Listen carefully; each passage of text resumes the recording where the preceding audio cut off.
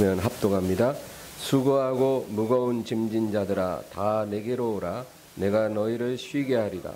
나는 마음이 온유하고 겸손하니 나의 멍에를 메고 내게 배우라. 그리하면 너희 마음이 쉼을 얻으리니 이는 내 멍에는 쉽고 내 짐은 가벼움이라 하시니라. 이 시간 할렐루야, 할렐루야. 오늘 저는 마태복음 11장 28절부터 30절 말씀으로 여러분과 은혜를 나누고자 합니다. 제가 어린 시절에 저는 원래 저희 집안이 믿음의 집안이 아니었어요. 저희 아버지는 불교 신자였고, 근데 이제 저희 가정은 이렇게 어떤 종교적인 분위기는 아니었어요. 근데 제가 그렇게 믿음이 없는 가정에서 자랐지만 매년 크리스마스 시즌이 오면은 마음이 그렇게 좋을 수가 없더라고요. 그렇게 설레요, 마음이. 그래서 제가 항상 제 어릴 때 기억해 보면 성탄절 다가오면 동네 문방구에 가서 크리스마스 카드를 꼭 몇 장을 샀습니다. 또 만들어 보기도 하고. 근데 제가 이 카드를 살 때 제일 좋아했던 그림이 그 동방 박사들이 낙타를 타고 별을 따라 가는 거 있잖아요. 내가 어떤 이제 마국간, 초라한 마국간을 향해서 가는 그 그림이 그렇게 좋더라고요. 근데 제가 지금에 와서 생각하는 거는 왜 예수님은 그렇게 초라한 곳에서 태어나셨을까? 왜 예수님의 탄생은 그렇게 초라했던 것일까? 그 생각을 합니다. 여러분, 예수님처럼 초라한 탄생이 없어요.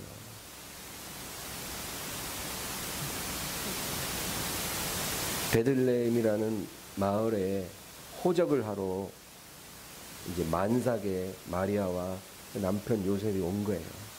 원래 살던 데는 나사렛인데 로마 황제가 호적을 하라. 모든 사람은 이 조세를 위한 호적을 새롭게 해라. 그래서 우리로 얘기하면 본적지 있죠. 본적지로 가는 거예요. 그래서 요셉과 마리아의 본적이 베들레헴이에요. 그래서 나사렛에서 베들레헴까지 굉장히 멀어요. 지금 따지면 뭐 부산에서 서울까지 그런 거리. 그 거리를 쫙 와가지고 이제 머물러야 되는데 여관은 이미 꽉 찼어요. 그래서 어떡하나 하는데 갑자기 진통이 오니까 어디 들어가서 출산을 해야 되는 거예요. 그래서 마국간에 들어가서 거기서 예수님 태어나신 거예요. 그러니까 여러분, 이 마국간이라는 데는 어떤 데예요? 낭만적인 곳이 아니에요. 마국간은 짐승들 냄새 진동하고, 그렇죠? 그런 지저분한 곳이. 거기에 구유 하나가 비어 있는데 아기 예수님 나와서 거기다 탁 누워놓고 어디 갈 데가 없으니까 이제 아기와 산모가 안정을 취해야 되니까 거기 머뭅니다. 예수님 그렇게 태어나신 거예요. 예수님 하나님이죠. 하나님이 이 땅에 오신 거예요. 사람을 몸을 입고 이 땅에 오셨는데 정말 초라한 곳에서 태어나셔서 그 구유통 위에 누이신 거예요. 그 하나님이 이 세상에 오셔 그 탄생을 축하하러 누가 왔는지 아세요? 헤로드 왕이 온 게 아니에요. 바리새인들, 서기관들이 아니에요. 제사장들이 아니에요. 그들은 이미 그때 예수 그리스도가 베들레헴에서 탄생했다는 걸 알고 있었습니다. 동방 박사들이 예루살렘을 거쳐서 오면서 우리가 저 먼 동방에서 이스라엘의 왕으로 태어난 이의 별을 보고 여기까지 왔다. 참 신비롭죠. 아마도 그 박사들에게 하나님이 특별한 계시를 주셨을 거예요. 저 별을 따라가라. 이스라엘의 왕이 태어났는데. 그러니까 이제 그 별을 보고 오는 거예요. 그 별이 이렇게 안내를 했다는 거예요. 그래서 예루살렘을 거쳐오면서 온 성이 소동하는 거예요. 이스라엘의 왕이 태어났다. 헤롯 왕과 제사장 서기관 이들은 예수 그리스도가 태어난 걸 알고 있었어요. 그런데 예수님을 축하하러 오지 않아요. 여러분, 우리가 아는 것과 믿는 건 다르잖아요. 그렇죠? 아는 거와 믿는 건 완전히 틀려요.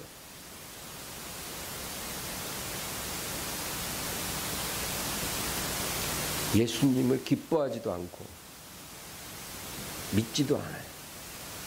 그래서 정작 와야 될 사람들은 안 오고, 누가 와서 아기 예수 앞에 축하를 드렸냐면 들에 있던 목동들, 그들이 와서 예수님의 탄생을 축하하고, 그리고 저 멀리서 온 이방인 박사들이 예수님 앞에 엎드려 경배하고 예물을 드리고 갔더라.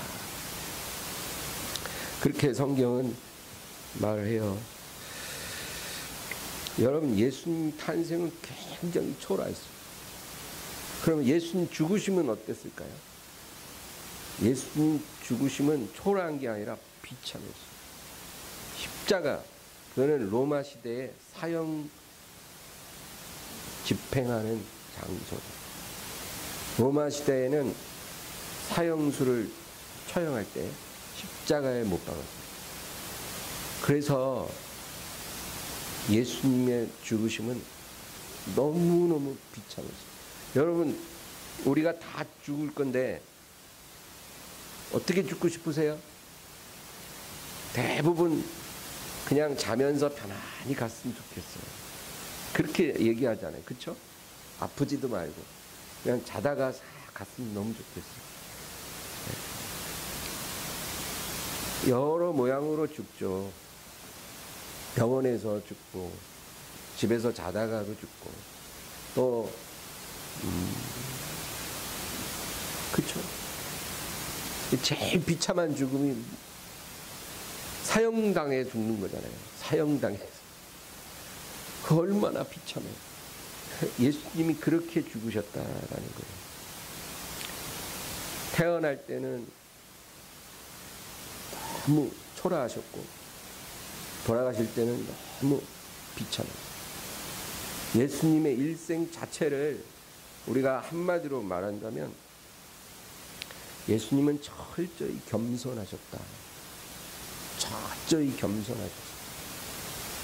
이 세상에 오셔서 가실 때까지 철저하게 낮아지셨다. 그거예요. 마구간에 눕혀지고 십자가에서 죽으셨어요. 예수님 십자가에 죽으실 때 그 양쪽에 같이 죽은 사형수들이 둘이 있는데, 그들은 강도예요. 그들은 자기 죄의 값을 치르기 위해서 그들 죽은 거예요. 그러니까 강도 사이에서 죽으셨기 때문에 예수님도 범죄자와 동료로 취급을 받으셨다라는 성경의 예언이 이루어졌다. 그러니까 누가 봐도 예수님의 죽음은 너무너무 비참하고 정말 그런 죽음이었어요. 그 예수님의 일생은 그냥 낮아짐, 겸손, 그거예요. 마태복음 20장 28절 보면 인자가 온 것은 섬김을 받으려 함이 아니라 도리어 섬기려 하고 자기 목숨을 많은 사람의 대속물로 주려 함이라. 내가 온 것은 섬김 받으려 온 게 아니라 섬기려 하고 나의 목숨을 많은 사람의 대속물로 주려고 하는 거예요. 이게 예수님이 이 세상에 오신 목적이었다는 거죠.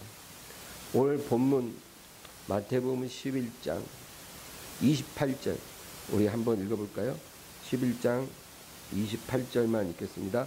수고하고 무거운 짐진 자들아 다 내게로 오라. 내가 너희를 쉬게 하리라.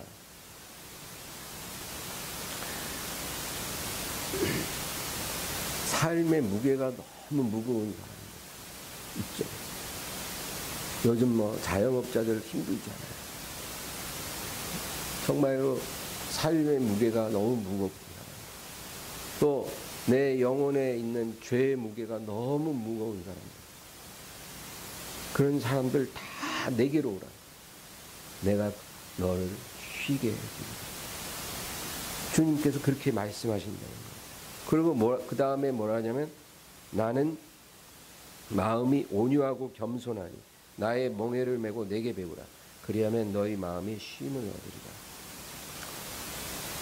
마음이 온유하고 겸손한 것.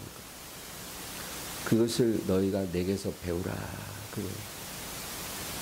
쉼을 얻기 위해서 주님이 제안하는 조건이 이거예요. 나는 온유하고 겸손한 자. 너희가 이것을 내게서 배운다면 너희 마음이 진정으로 쉼을 얻게 될 거야. 그렇게 주님이 말씀하시는 거예요. 여러분 짐을 내려놓고 싶잖아요. 여러분 과거에 우리가 지은 죄가 얼마나 많은지 몰라요. 근데 어떤 사람들은 그 죄를 진정으로 내려놓지 못해요. 예수 믿고 회개했지만 자기가 자기를 용서를 못해요. 아직까지. 그런 사람은 있을 수 있거든요. 그래서 늘 그 무거운 마음의 짐을 갖고 사는 거예요. 예를 들어 예전에 1980년대 광주 사태 있었잖아요. 광주 사태. 이 광주 사태 때 우리나라 군인들이 광주에 내려가서 그 시위 진압하고 하다가 결국 어떻게 됐어요? 그 무고한 시민들이 많이 죽었잖아요. 근데 그 군인들은 사실 명령에 순종한 거예요. 명령대로 하는 거예요. 그런데 결과적으로는 무고한 시민들이 많이 죽었어요. 아무리 명령에 순종했다 해도 사람을 그렇게 무고하게 죽였다면 그 마음의 그 죄짐이 굉장히 무거운 거거든요. 자기가 그때 그렇게 진압군의 일원이었다는 걸 아무에게도 말 못해요. 평생 살면서 그 짐이 예를 들면 그런데 이런 짐을 다 내려놓을 수 있다는 거예요. 하나님이 다 덮어주고 다 덮어주고 정말 살아가는 게 너무 괴롭고 힘들고 기쁨이 하나도 없는데 이 고통의 짐을 내가 내려놓고 싶은데 내려놓을 데가 없는 거예요. 누가 내 마음 알아줄 사람이 없는 거예요. 그런데 하나님께서 그걸 내려놓으라는 거예요. 그런데 조건이 있어. 나에게서 온유와 겸손을 배우라. 그러면 너의 모든 짐이 내려놔질 거야. 그래서 우리가 온유와 겸손이 뭔지 알아야죠. 그래야 그걸 배울 거 아니에요. 여러분 온유라는 거는 한마디로 자기 주장이 없는 거예요. 자기 주장이 없는 거예요. 자기 주장 없는 사람이 어디 있어 이 세상에. 지렁이도 밟으면 꿈틀대는데 자기 주장 없는 사람은 없어요. 근데 온유라는 거는 자기 주장이 없는 것처럼 살아가는 거예요. 그걸 말해요. 그러니까 철저하게 하나님의 뜻에 나 자신을 맡기는 거예요.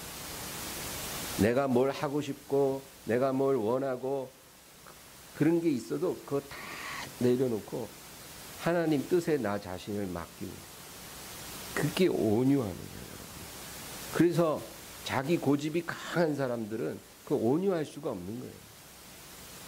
온유할 수가 없어요. 근데 온유함을 배우라는 거예요. 이제까지는 네가 네 고집대로, 네 욕심대로, 네 주장대로 살아왔을지라도 지금부터는 그거 다 내려놓고 한번 하나님이 원하는 삶을 살아봐라. 하나님이 너에게 원하는 그 길을 걸어가 봐라. 그거예요. 그게 온유예요. 온유. 그거 배우라.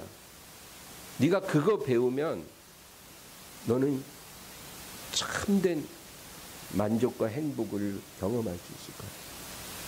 이 세상이 줄 수 없는 진정한 만족감을 너는 누릴 수 있다. 그렇게 주님 말씀하셔요. 그 다음에 겸손이라는 거는 뭐냐면 가장 낮은 자리까지 내려가는 거예요.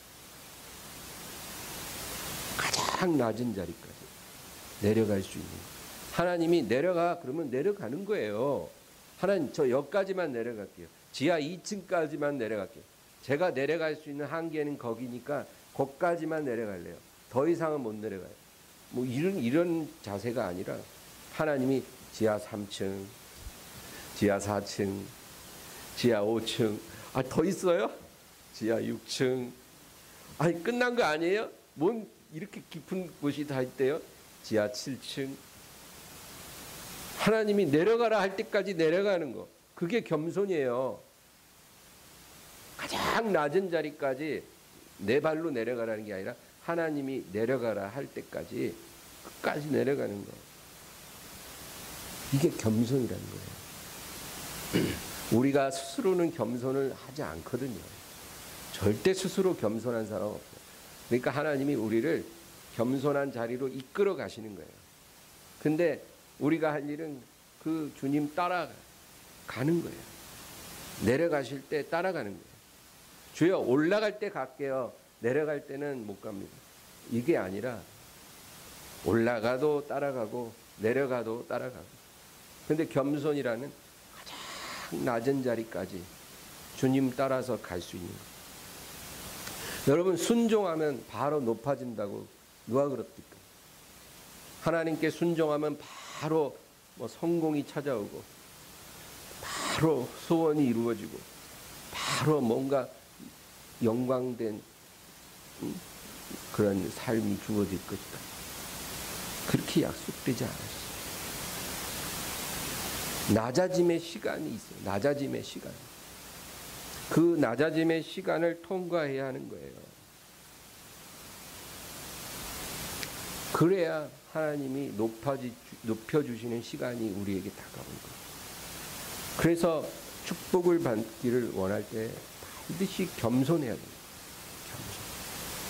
하나님이 낮추실 때 가만히 낮아지면 하나님이 높여주신다니까요. 여러분 아브라함 보세요. 아브라함은 75세 나이에 하나님을 만났어요. 근데 하나님이 아브라함에게 다 놓고 떠나라는 거예요.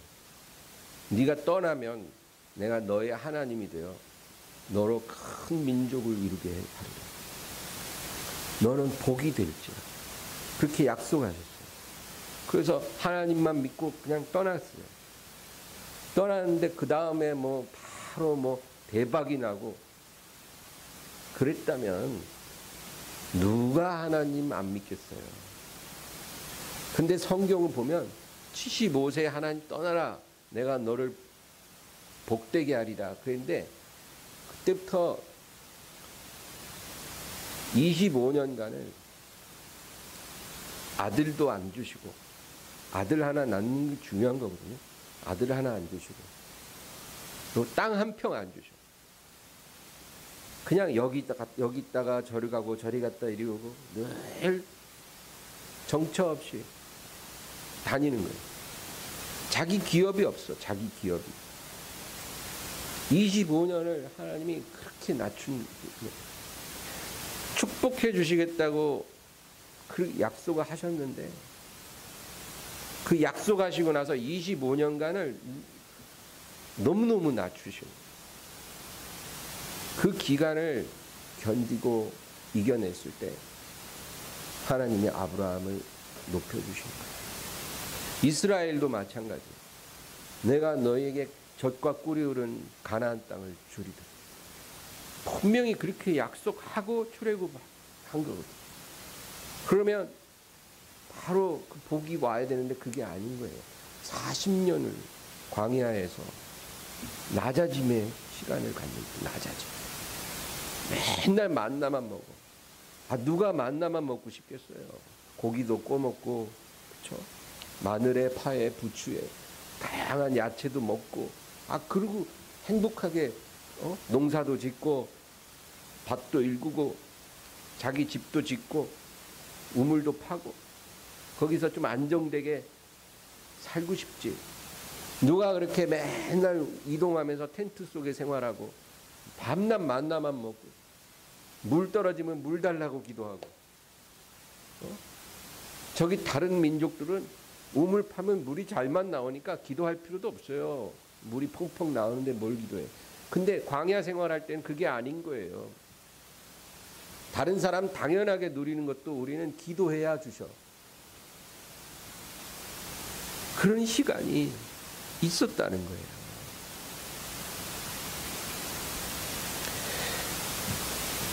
그렇게 하나님이 우리를 낮추실 때 그 하나님을 따라 그 길을 잘 가는 것, 그게 겸손이다, 그 얘기입니다. 우리가 하나님께 순종하지 않으면 물고기 뱃속에 들어가요. 요나처럼. 그래서 거기 가서 회개해야 돼. 그러면 순종하면 잘 되냐? 아니에요. 순종하면 광야길로 들어가요. 순종 안 하면 물고기 뱃속이고 순종하면 광야길이. 그런데 여러분, 예수님 생애가 그랬답니다. 예수님의 생애는 탄생부터 죽으심까지 낮아짐의 시간이에요. 겸손의 시간이에요. 철저하게 낮추시고 하나님의 아들이시지만 낮아지시고 그러고 나서 예수님이 무덤에서 부활하시고 아버지께로 가실 때 아버지께서 모든 것을 아들에게 다 넘겨주십니다. 하늘과 땅의 모든 권세를 내게 주셨습니다. 여러분, 예수님을 마음에 모신 저와 여러분은 예수님처럼 살게 돼 있어요. 그러니까 예수님이 가신 길을 우리는 안 가리라 그렇게 생각하면 안 돼요. 예수님이 가신 그 길을 우리도 가야 해요. 예수님이 아버지로부터 모든 것을 상속받으신 것처럼 우리도 그렇게 될 거예요. 그렇기 때문에 하나님이 우리를 그렇게 낮추실 때 그걸 이상하게 생각하면 안 된다는 거예요. 나는 온유하고 겸손하니 내게서 그것을 배워라. 그래야만 너희가 쉼을 얻으리라. 예수님 마음속에 있는 평화를 우리에게도 주고 싶은 거예요. 근데 그냥 공짜로 팍 주는 게 아니라 내게 있는 이 온유함과 겸손함을 너희가 배우게 된다면 너희도 그것을 소유하게 될 것이야.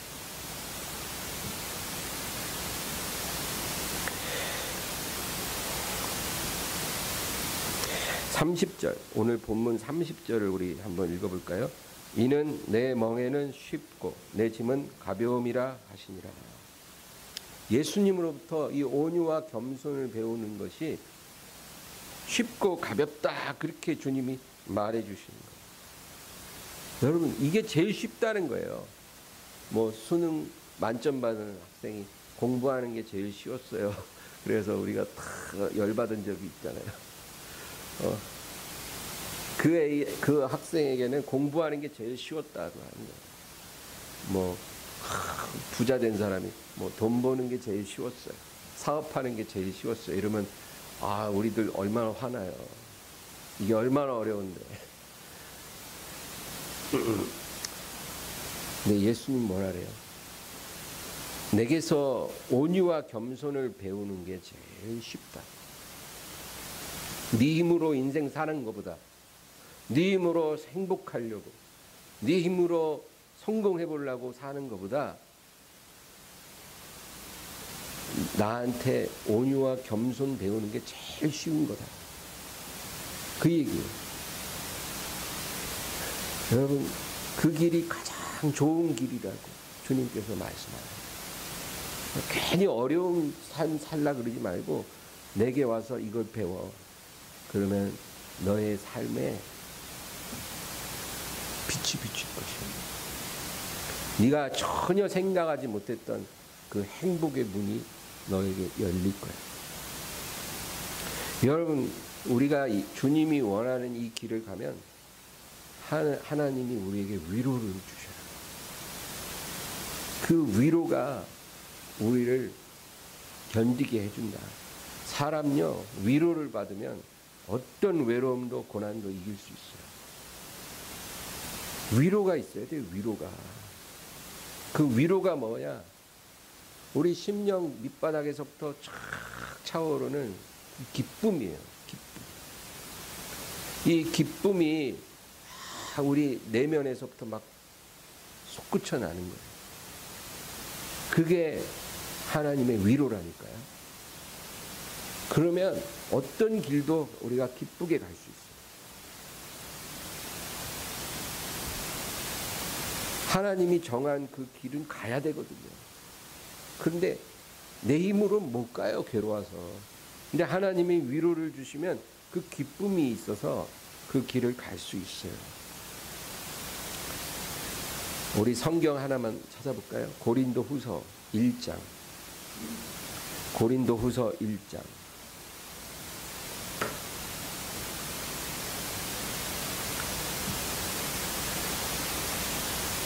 고린도후서 1장 3절 4절 말씀입니다. 3절 4절 시작.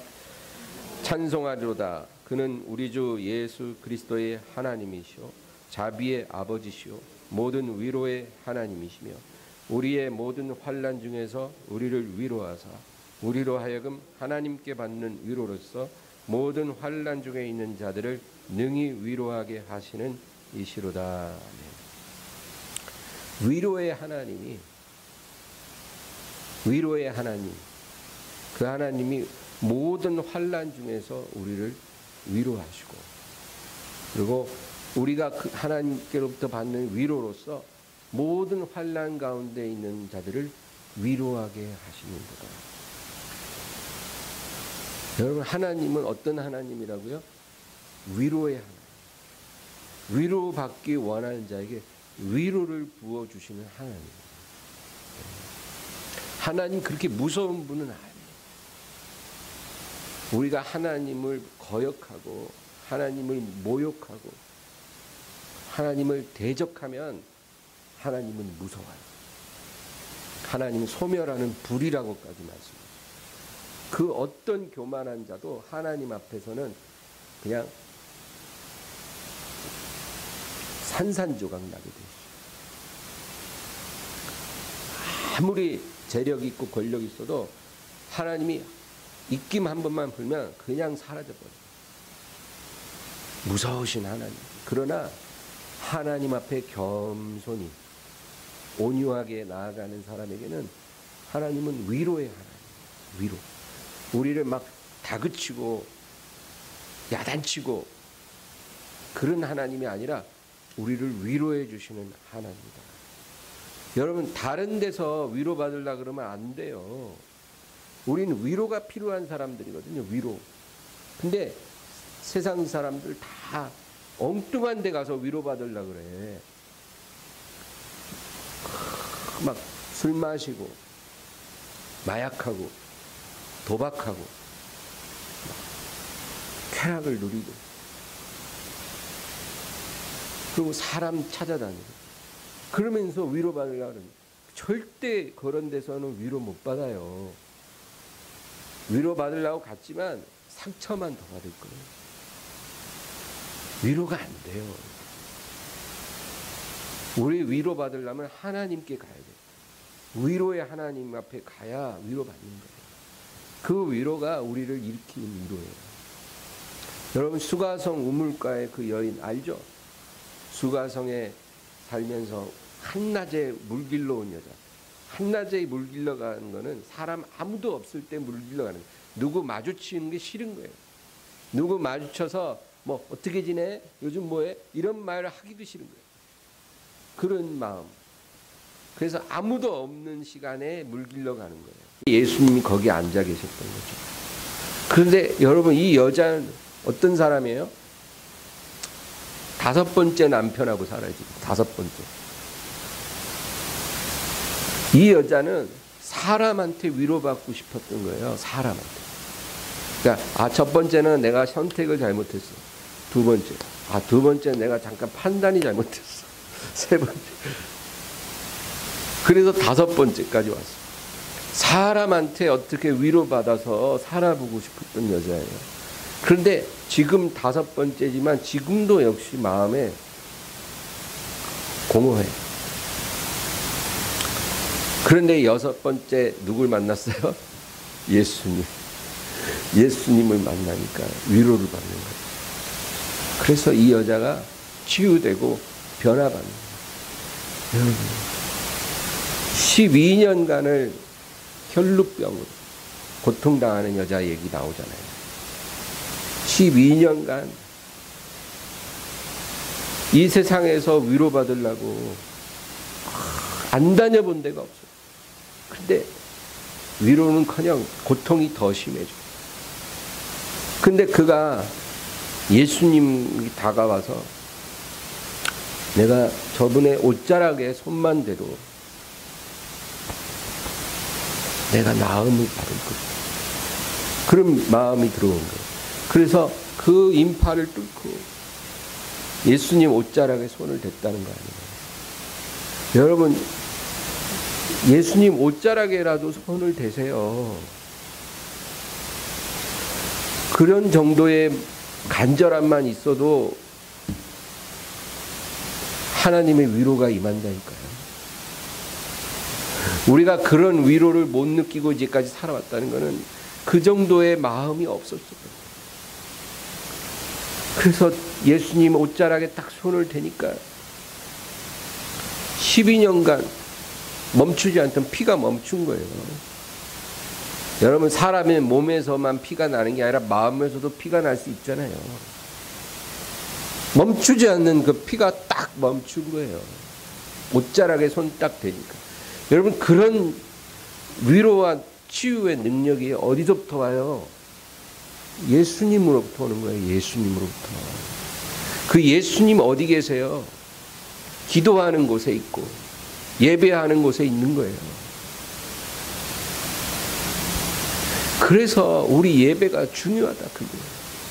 세상 사람들은 이 코로나 시국에 먹고 사는 것도 아니고 예배 드리러 그 짓을 해야 되냐 너희들, 이런 말을 하잖아요. 믿는 사람들한테. 먹고 사는 것보다 여러분, 주님 앞에 나오는 게 더 중요한 거예요. 그들은 그걸 이해하지 못하기 때문에 그런 소리를 하지만 사실은 그래요.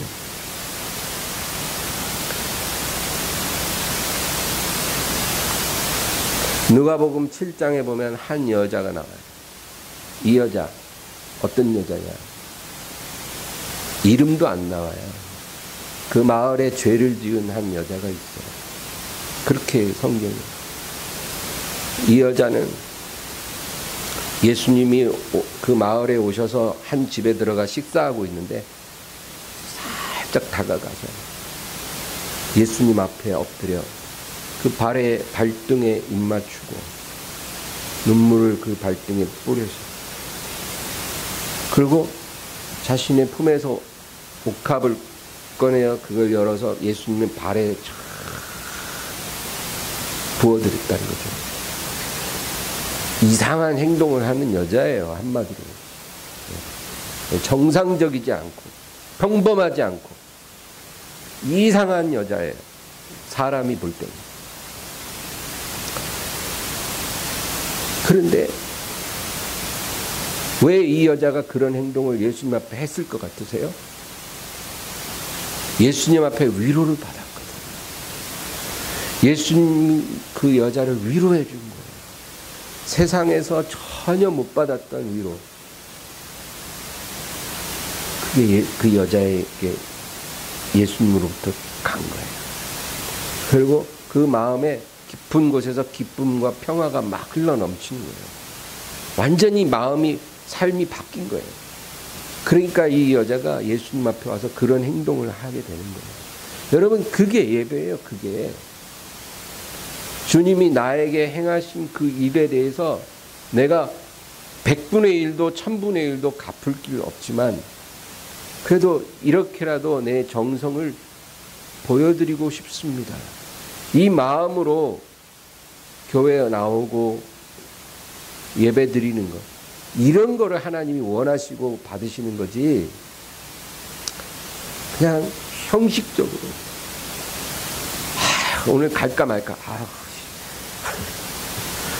교회 올 때마다 갈까 말까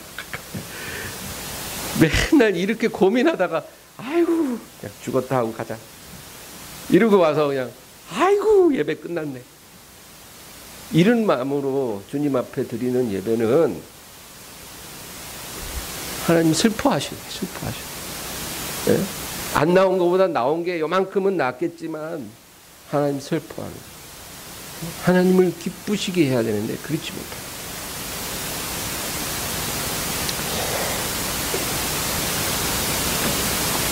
방금 읽은 고린도후서 1장 그 바로 아래절 5절 말씀 우리 한번 읽어볼까요? 5절 시작.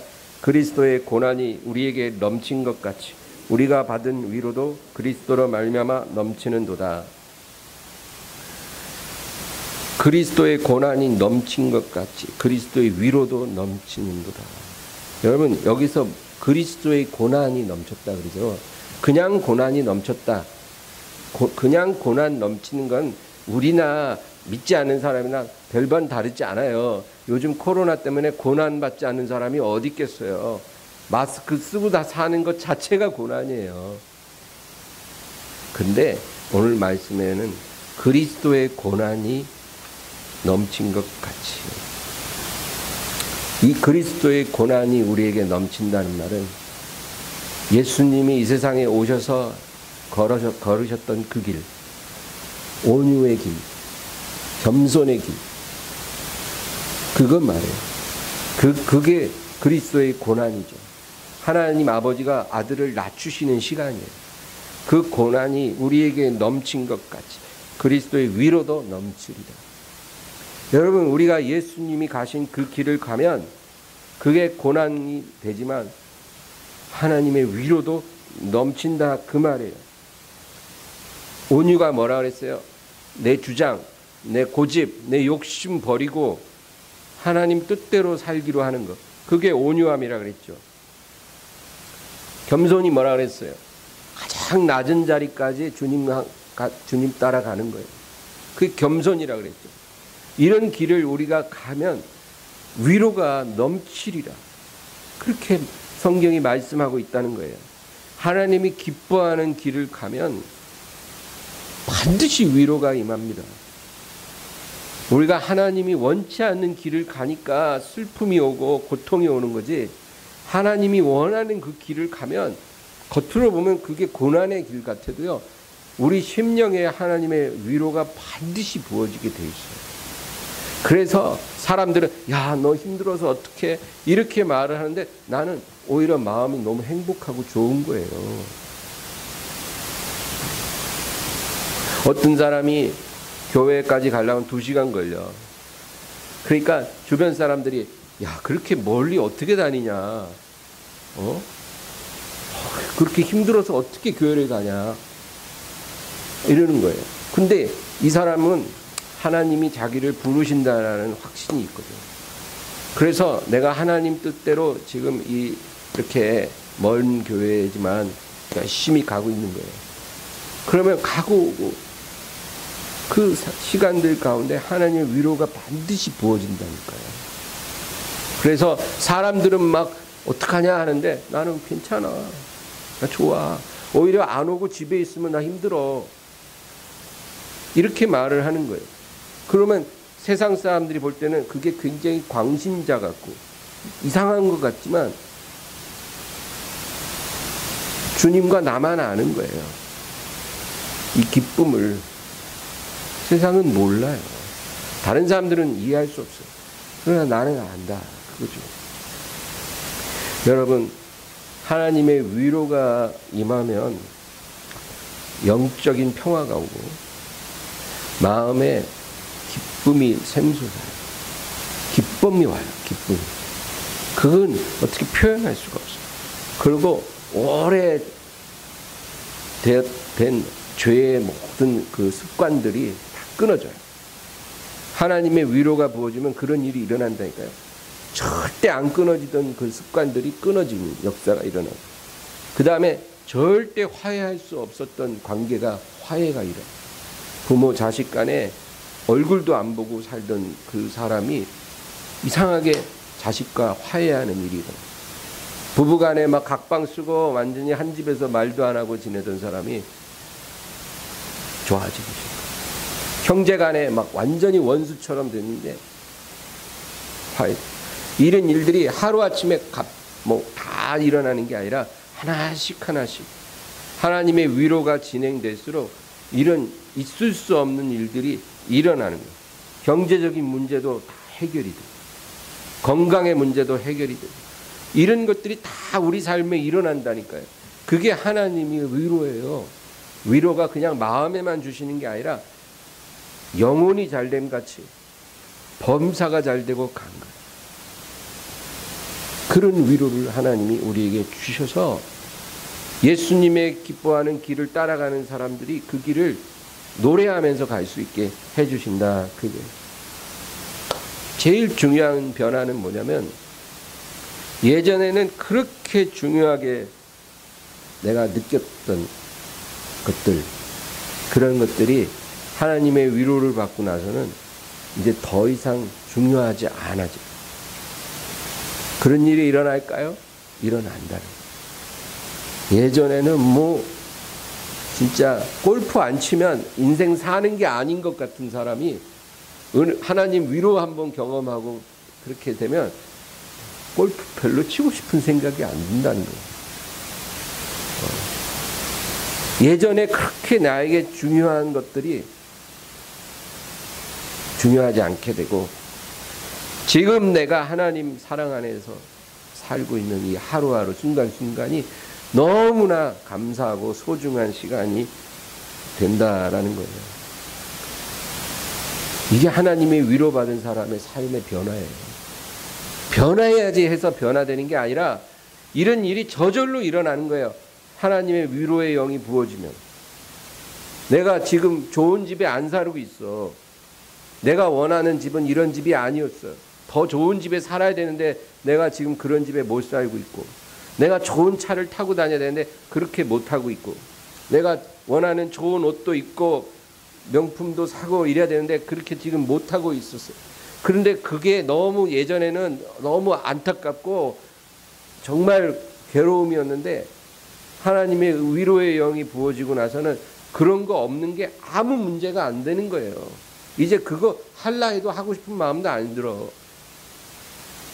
오히려 지금 내가 이렇게 하나님과 동행하고 살고 있는 게 너무 소중한 시간인 거예요. 여러분, 이런 위로를 다 받기를 주의 이름으로 축원합니다. 오늘 성탄절 예수님 태어나신 날, 원래 12월 25일이 그날이 아닐 수 있다 이런 말도 있는데, 그 날이 몇 월 며칠이냐는 중요하지 않아요. 1년에 하루는 분명히 맞거든. 예수님 태어나셨거든. 그래서 하루를 성탄절로 감사하는 건 좋은 거죠.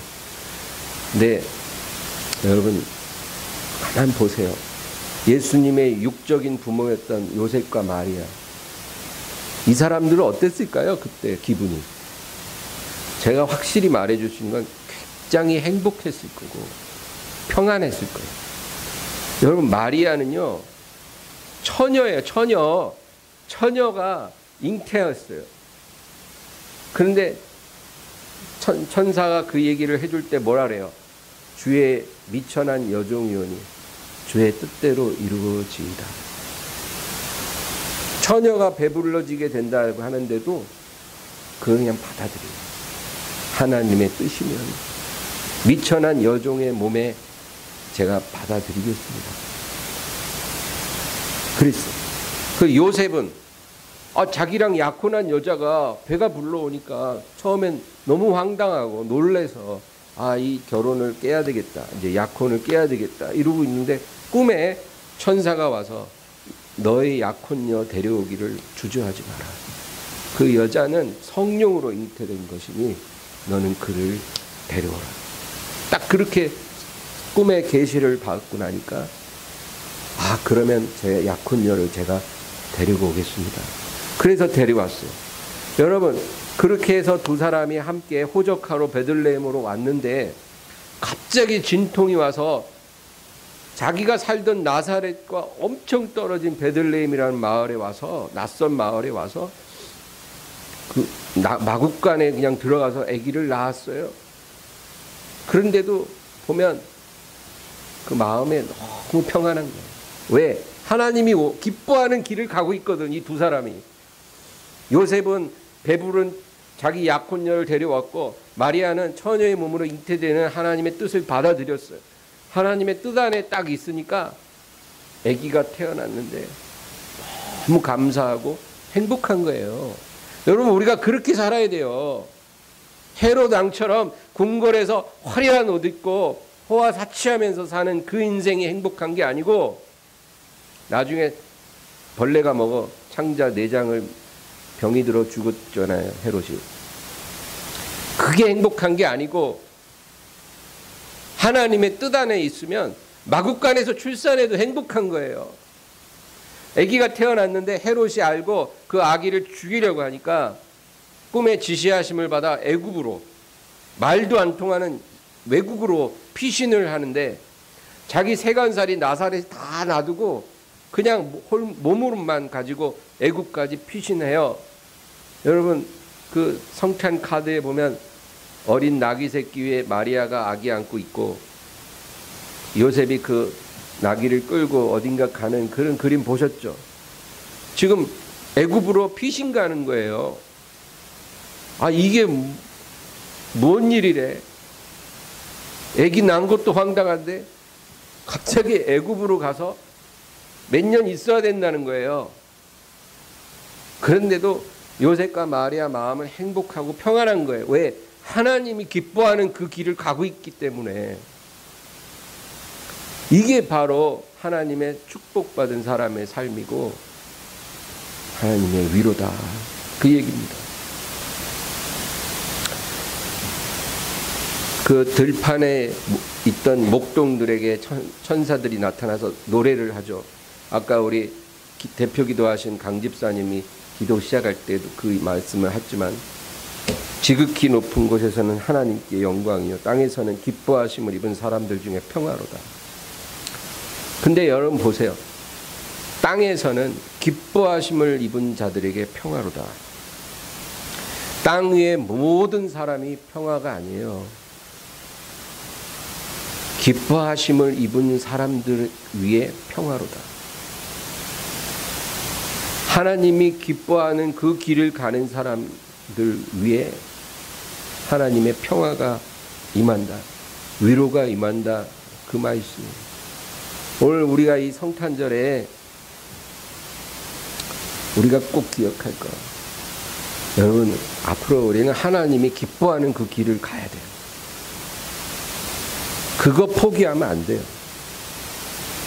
다른 건 다 양보하고 져주고, 누가 오른뺨 치면 왼뺨 대주고, 겉옷 달라면 속옷도 주고, 오리를 가자면 심리 가지고 다 그렇게 해줄 수 있는데, 이거 하나 포기하면 안 돼요. 하나님이 기뻐하는 길, 온유의 길,